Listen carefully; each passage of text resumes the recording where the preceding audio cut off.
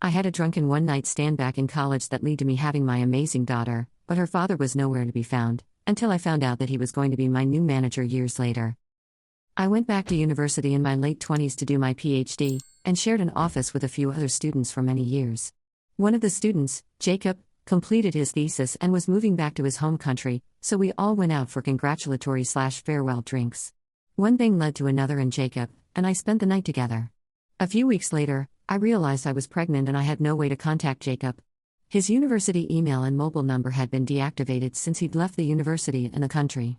I didn't need anything from him and was fine to raise the child alone, but I thought he had a right to know. I Googled him a few times over the years but never found him. This last week, our department had emailed everyone to introduce and welcome our new manager, Jacob, with a photo and a blurb about his education and work history, so I know for sure it's him. The night we spent together changed my life because it made me a parent, so I have thought about Jacob from time to time when my daughter asks about her dad or I notice a genetic trait she didn't get from me. However, I doubt Jacob has given that night a second thought. I have no idea whether he will have any concerns about being my manager given our history, or whether I'm making a bigger deal of this than I should. For what it's worth, in my years of sharing an office with Jacob, he seemed easygoing and practical. In our company, it is common for everyone in the department to reply all to these introduction emails and introduce themselves, welcome the newcomer aboard, and explain how their role will interact with theirs. I'm not sure if my email should note that Jacob and I studied together years ago as a way to get that out in the open? Or should I email him individually and offer to have a discussion about keeping our history out of the workplace if he thinks it's needed? I'd appreciate any suggestions for language that indicates I'm not concerned and will be completely professional. And then, in direct contradiction to that, I'd also appreciate a script for a separate email saying, can we please meet outside of work because I need to tell you something important about our history so I can tell him about his daughter. If you or any commenters think I shouldn't tell him, or I should let him settle into his new country and new job first, I would definitely take that on board. Update 1. 8 months later. Thank you for answering my letter. You were right, it was a really big deal. I was viewing the Jacob as my manager problem from his perspective, until I told him otherwise. It was just a simple one-night stand over a decade ago, and it didn't seem like a huge problem. I hated and appreciated the reality check. I regret reading the comments, but thank you also for moderating them as quickly as you did. A lot happened in a short space of time. Thankfully I already had a therapist. First, I spoke to my union rep who said, say nothing but call us if HR tries to set up a meeting with you. Staying silent and having Jacob independently declare the prior relationship when he arrived would have been problematic because I'd still end up in the same position, and I would have lied by omission. Our HR team can be gossipy and they know the age of my half-Chinese daughter, so I needed to have as much control as possible over the disclosure. I spoke to an employment lawyer who reviewed our policies and, at his suggestion, I wrote an email to HR declaring a prior relationship with Jacob. And then I was immediately pushed out. Even if you have all the legal support in the world, you can't prevent someone from doing something illegal, you just have recourse afterwards. In a meeting with my lawyer, the union rep, HR, and a member of the senior management team, I was asked to resign. When I said no, they insisted on a statutory declaration about the relationship with Jacob stating what happened, when it happened, how many times it happened, and who initiated it. I also said no to that. We ended the meeting with each side agreeing to think about possible solutions. The company's solution was to start messing with my pay, my benefits, my swipe card access to my office, my computer login, and my email/calendar account. They spread rumors about me and I heard co-workers whispering that I'd had an affair with a manager. They sent me for a random drug test at a time when I was scheduled for an important meeting with clients. They canceled accommodation that had been booked for upcoming travel, which I only found out about because I was getting paranoid and called the hotel. I can't describe how awful it feels to know that someone with this kind of power over your job is devoting their time and energy to thinking of ways to screw with you. Every day I was going into work wondering what was waiting for me, and it was wearing me down fast.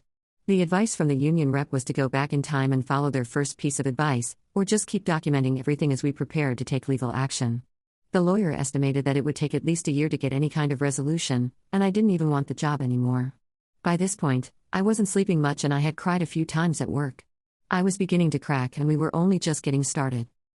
So, I resigned. I wish I'd held up better under the pressure, but it was all just too much with the looming deadline of Jacob's start date at our office, and whatever way HR was going to drag him into this. Outside of the work stuff, I spoke with a family lawyer who outlined all the possible ways this situation could go, and what the most likely outcomes were. Basically, my daughter is old enough that what she wants would get heavily weighted by a court if it came to that. I have spoken to my daughter many times about her father. I told her what I knew about him and that I had tried to contact him. I've offered for her to see a therapist if she ever wanted to talk about it with someone who wasn't me, and she has always said thanks, but no thanks. The family lawyer helped me write a letter, which I left for Jacob. I told him about his daughter, said I wasn't trying to get anything from him, and gave him the contact details of my lawyer. After a few weeks of me freaking out that HR had somehow intercepted the letter, he emailed my lawyer. He was the easygoing and practical Jacob I remembered. He was still processing it, but said he wasn't going to take any legal steps. He offered us his family medical history, he apologized if I resigned because of him, and he said he would like to meet our daughter if she's interested. She also has some siblings. I told her all this. She said she's happy that she has her father's contact info, but she doesn't want to meet him right now. She's of the view that having him in our lives would cause unwanted disruption. And she doesn't even know about the work clusterfudge. Update 2. 1 year later. I'm incredibly grateful for the support you and the community gave me at a stressful time, so I thought I'd share a final update. My daughter changed her mind and has been in contact with Jacob. It's still a bit awkward between them, but they have some hobbies in common, which they've bonded over. My daughter also seems very excited to have some siblings who adore their cool new big sister. I know some people were wondering why my old company reacted the way they did. For reasons I can't go into, my work gets scrutinized by outside authorities and my manager's role is primarily a quality control one. Any suggestion that my manager had not checked my work impartially enough due to a personal relationship could have been career-ending for both of us. Additionally, the work I do is in a very specialist field and there are only a handful of people in the country who do it. Another company in a similar field had initially approached Jacob, who has had an amazing career by the sounds of it, to start a new department at their company doing the same thing. My old company paid a buttload of money to lure him over so that he wouldn't be in direct competition for clients and employees. All of this meant that I couldn't report to Jacob, there was no other manager I could report to, and the company couldn't risk him going back to their competitor. Between the two of us, Jacob was the better asset to keep and the worst threat to lose. I'm not excusing the behavior of my old company, but there was a logic to it. I'm still angry about the way they treated me and how helpless I felt, but that is slowly fading over time. I had trouble finding a new job. Financially, we were okay, so I was being picky, for example wanting to stay in my current city. After almost a year out of work, Jacob told me he'd been approached by the first company who still wanted him to start their new department. He was happy at my old company, but he offered to take the new role if I wanted to try to get my old job back. I would never ask him to do that, and I also never want to go anywhere near that company again, so I said no. Jacob turned the other company down but gave them my name.